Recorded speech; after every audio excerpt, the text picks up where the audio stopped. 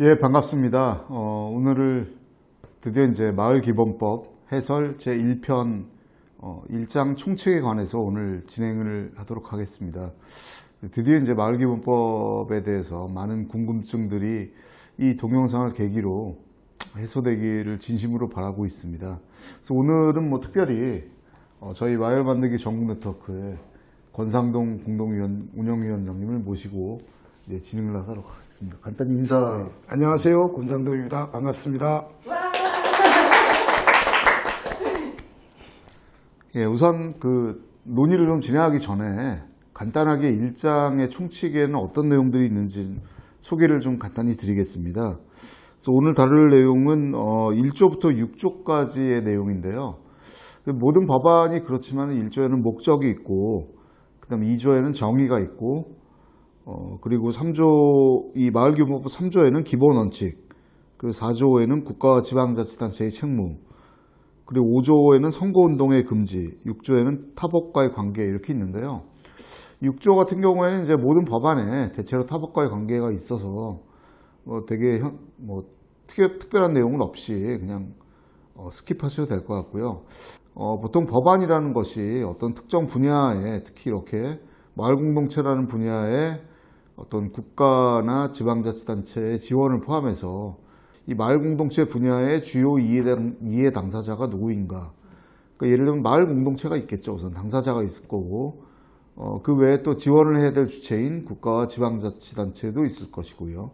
마을공동체 활동이란 무엇이냐 이런 걸 정의하는 내용이라든가, 그 다음 마을공동체는 어떤 걸 마을공동체라고 하냐, 누가 마을공동체를 구성하냐, 이런 내용들이 이제 정의에 담겨져 있습니다. 그래서 이 앞장의 1장의 총칙 쪽은 법안이 뒤쪽에 계속 나오는 반복되는 표현들에 대해서 미리 정의를 하고 그렇게 해서 이제 간략하게 이해하기 쉽도록 이제 표현을 해 주시는 것이죠. 그 3장의 기본 원칙이 있는데요. 그러니까 이 마을기본법은 헌장의 성격을 지니고 있기 때문에 세부적인 사항들을 저희가 규정하는 것은 아니고요. 법령이나 아니면 조례에 의해서 이런 해당 지원사업 같은 것들을 수행할 때 이런 원칙들이 크게 벗어나지 않도록 하자. 그러니까 쉽게 얘기하면 기본 원칙은 마을 공동체의 어떤 책무이자 내지는 이제 국가 기본 지방자치단체의 책무라고 보실 수가 있을 것 같습니다. 그리고 국가와 지방정부에 대해서는 특별히 또 이제 책무로 4장의 내용이 있는데요. 예를 들면은 이제 제1항에서는 국가와 지방자치단체는 마을 공동체 활성화를 위하여 정책을 수립하고 관련 재원을 확보하는 등 필요한 시책을 강구해야 된다. 그러니까 정책적으로 국가와 지방정부는 마을 공동체를 활성화시키고 필요한 예산이나 이런 것들을 확보해서 이 정책을 추진해야 된다라는 것을 의미하죠.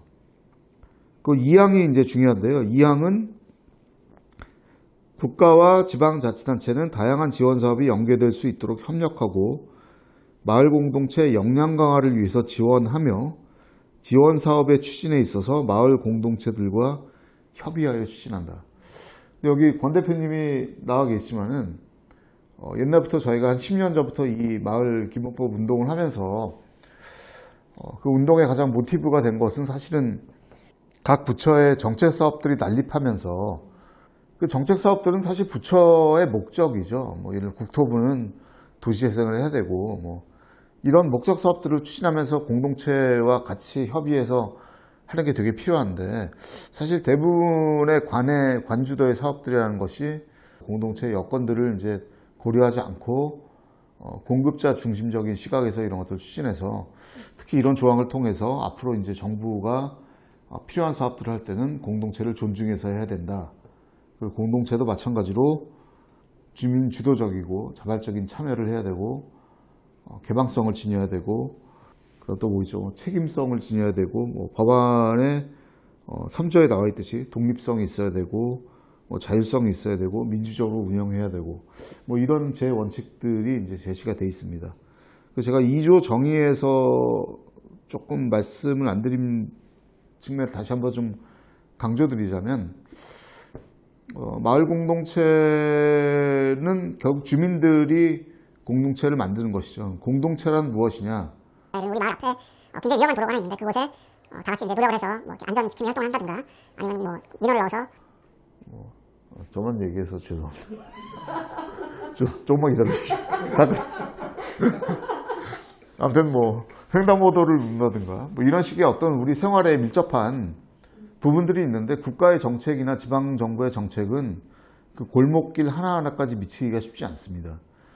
우리들이 스스로 그런 필요들을 해결하고 때로는 우리가 지켜야 될 가치들을 지키고 뭐 이런 활동들을 하기 위해서 주민들이 이제 자발적으로 결성한 공동체라는 것을 이제 제2조의 정의에서 이제 밝히고 있습니다.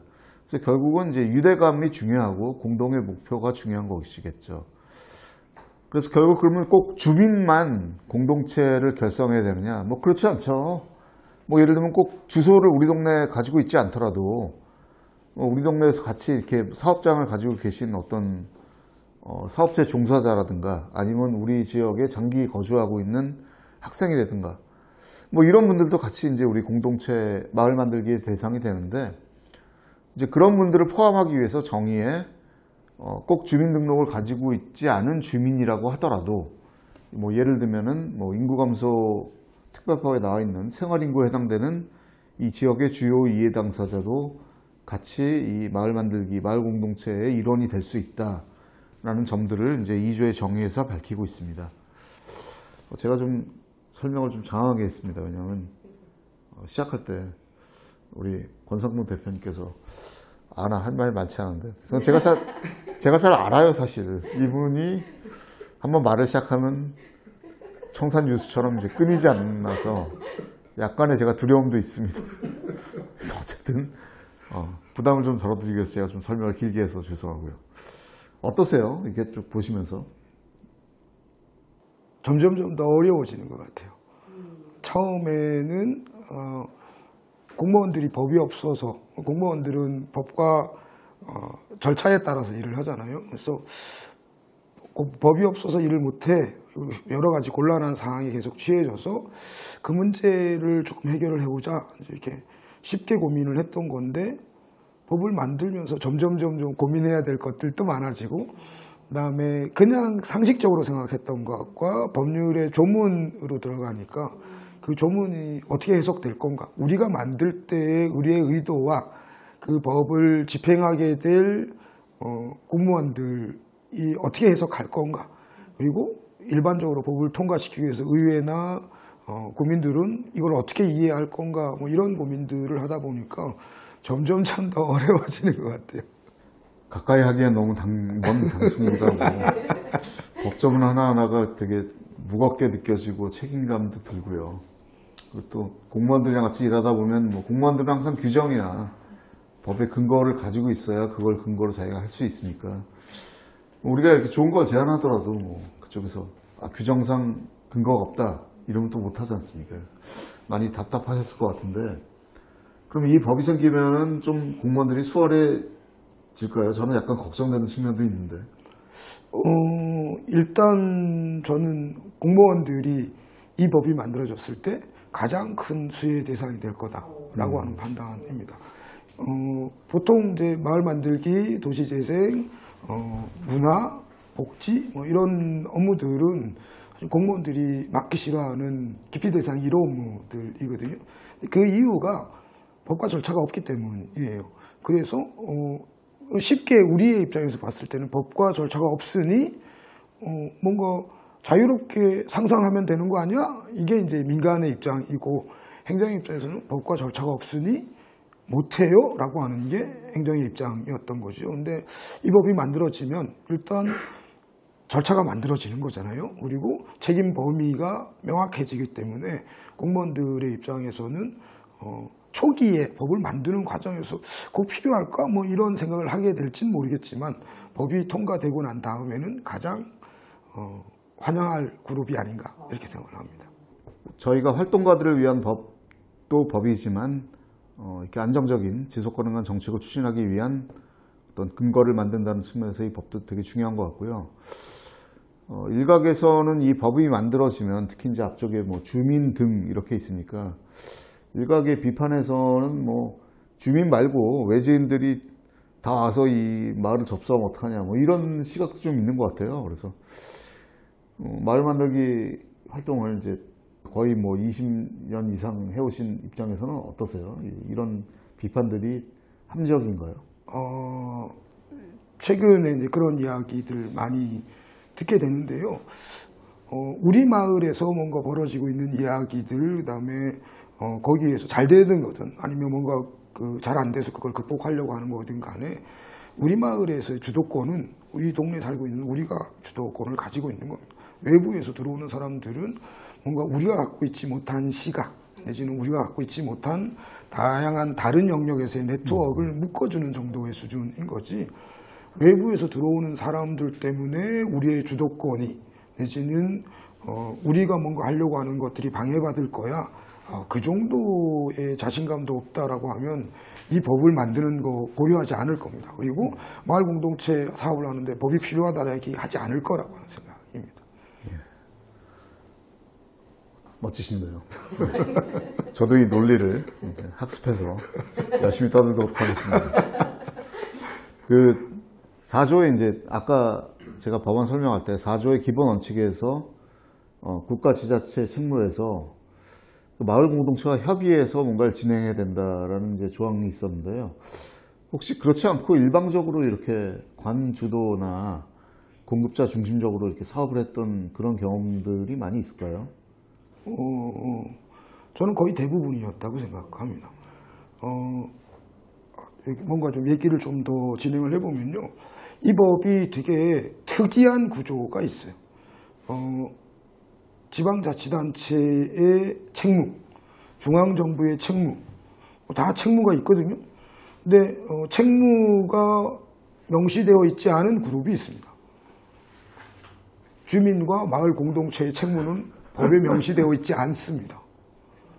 그래서 주민과 마을 공동체는 어떤 것들을 어떤 원칙에 근거해서 진행할 수 있어요 라고 하는 이야기가 되어 있을 뿐, 뭘 해라, 어떤 것들을 해라, 그 다음에 당신네들이 하려고 하는 활동이 이러이러한 영역이야 라고 하는 것들을 아예 규정하고 있지 않습니다.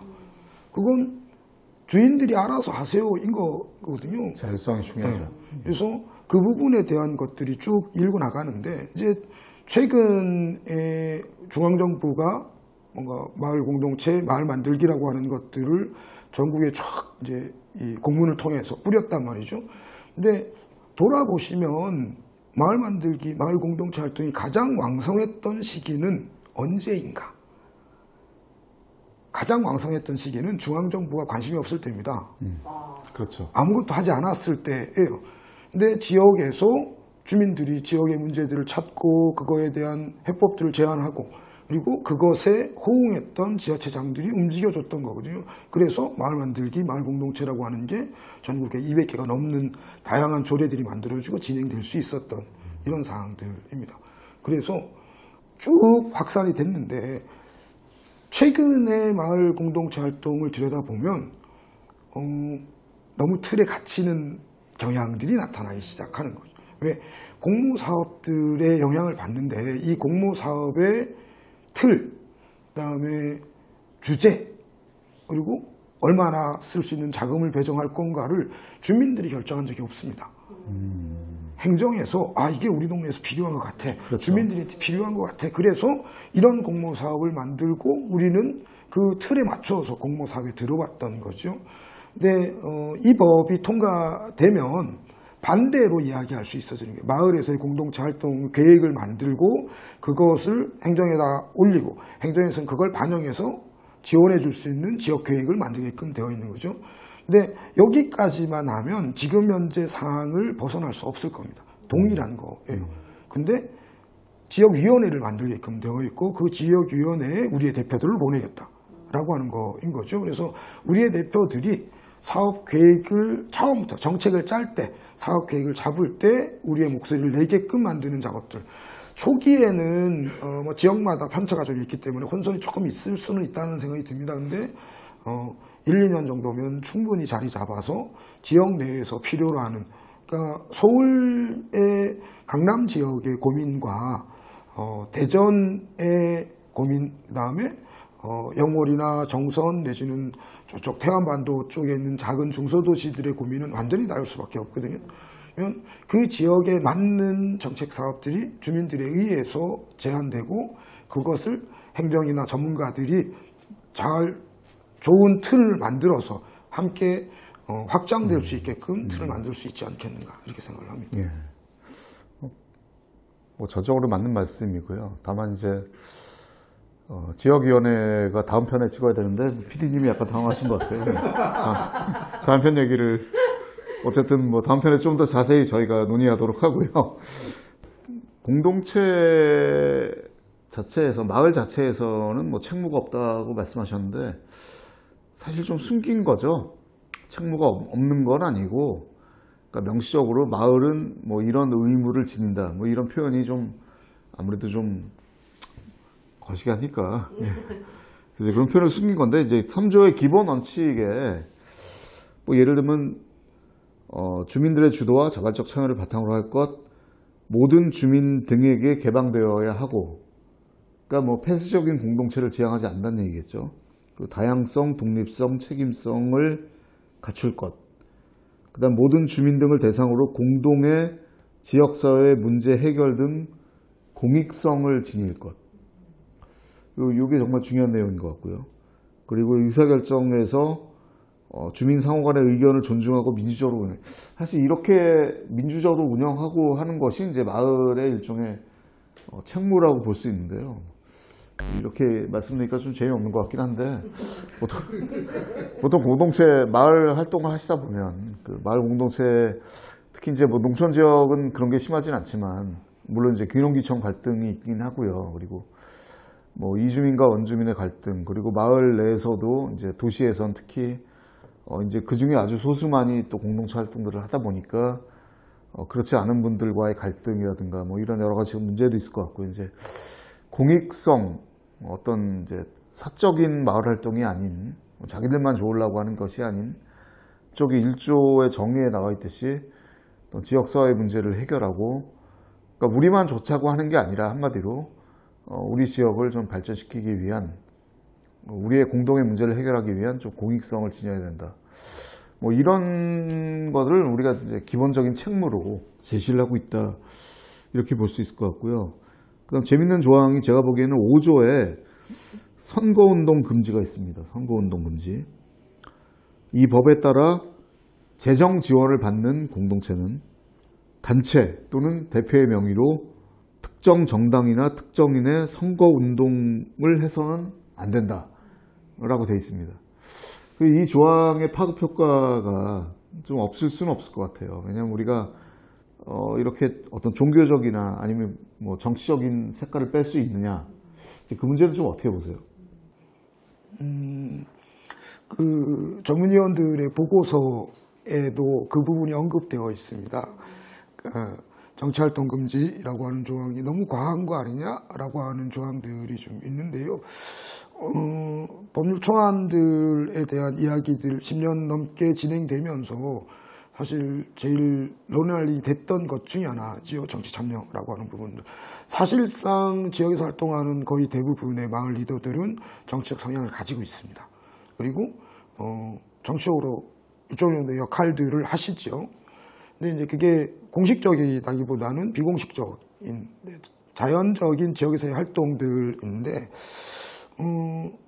법에서는 공식적으로 정치활동, 특히나 이제 선거운동을 직접 하는 행위들을 맡고 있는데요.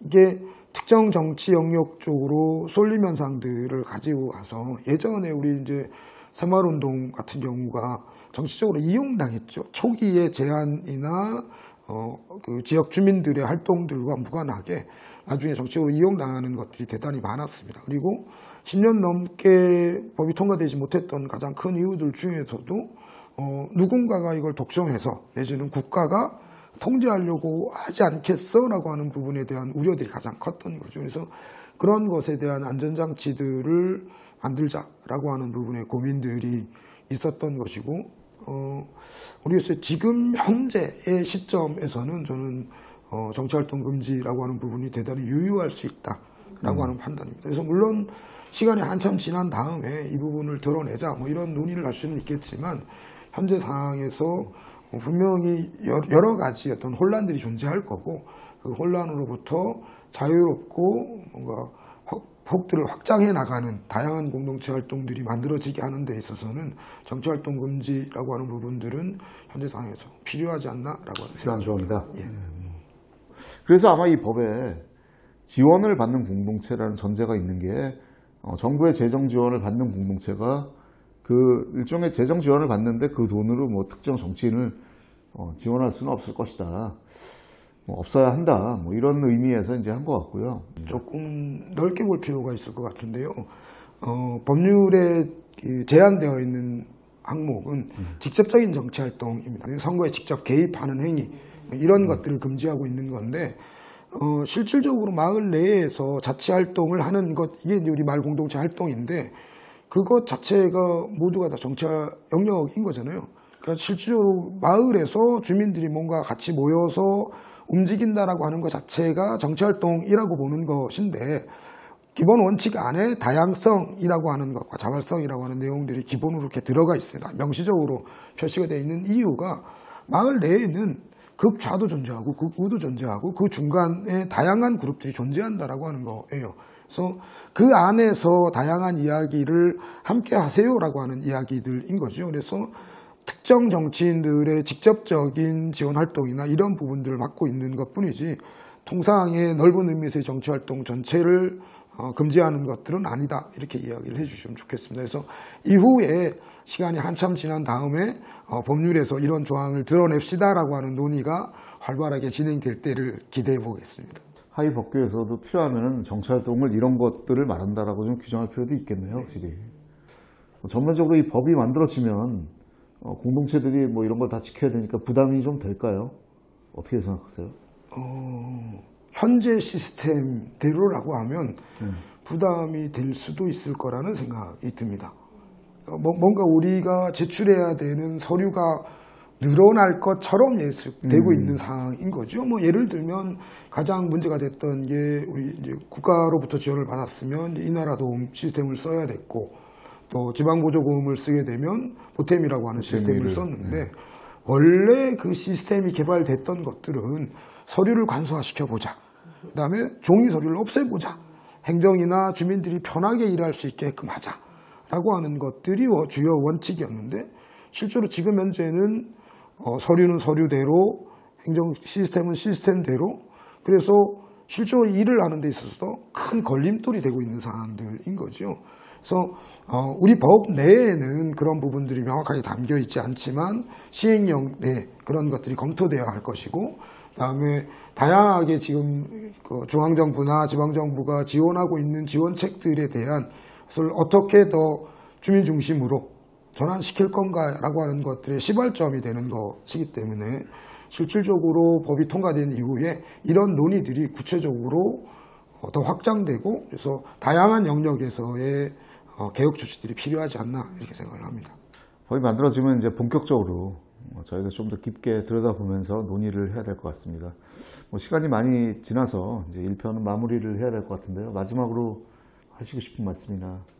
네, 짧게 이야기를 좀 드려보면 한 20년 내지는 길게는 30년 정도 우리 지역 사회들을 어떻게 더 우리 중심으로 또 다양한 사람들이 행복해지기 위해서 우리 지역을 어떻게 변화시킬 건가라고 하는 것들로 제안됐던 것 중에 하나가 마을 만들기, 마을 공동체 활동입니다. 근데 꾸준히 대안이었던 거고 그러다 보니까 뭔가 법과 절차에 뒤에 밀려 있었던 거죠, 항상. 그래서 주류라기보다는 계속 대안이었던 건데 이 법을 만들자라고 하는 것들은 이제 주류로 나서자라고 하는 것으로 지금까지의 활동을 완전하게 전환시켜보자라고 하는 것들입니다. 그래서 한국을 지탱하고 있는 것이 국민이고 그 국민이라고 하는 게 우리 지역에 살고 있는 우리 주민이다라고 하는 것들을 선언하는 행위다. 그래서 우리의 활동을 보장해달라고 하는 법이다라고 하는 거죠. 뭔가 보조금을 더 많이 달라거나 지원센터를 더 많이 늘려달라거나 우리한테 뭔가 장치들을 많이 해달라고 하는 것이 아니라 우리의 활동이 한국을 지탱하고 있는 가장 중요한 핵심적인 가치야라고 하는 것들을 법으로 명시해달라. 이게 이 법의 가장 근본적인 핵심입니다. 함께 만들어 주셨으면 좋겠습니다. 고맙습니다. 역시 박수 한번 쳐야 될 것 같아요. 예, 역시 사회적 인정 이걸 위해서 이제 법을 우리가 만들기 위해서 노력을 하고 있고요. 약간 역시 하실 말씀이 없다고 하지만 한 번 또 말을 시작하시니까 제가 끼어들 틈이 없었습니다. 뭐 이만 마치시는 걸로 하죠. 예, 이상 1편을 이제 마치고요. 또 2편에서는 또 지금 못한 얘기들을 또 진행하도록 하겠습니다.